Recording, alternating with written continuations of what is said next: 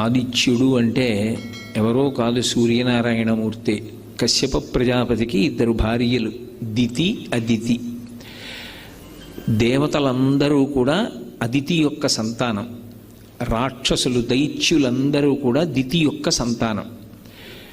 దేవతలందరూ కూడా అదితి సంతానమైన అందరినీ ఆదిత్యులు అని పిలవరు. ఒక్క సూర్యనారాయణమూర్తిని మాత్రమే ఆదిత్యుడు అని పిలుస్తారు.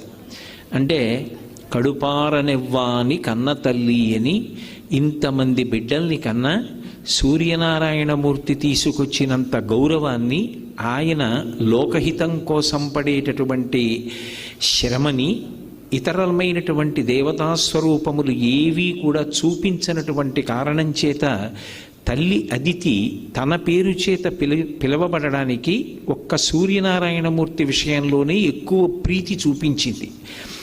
అమ్మ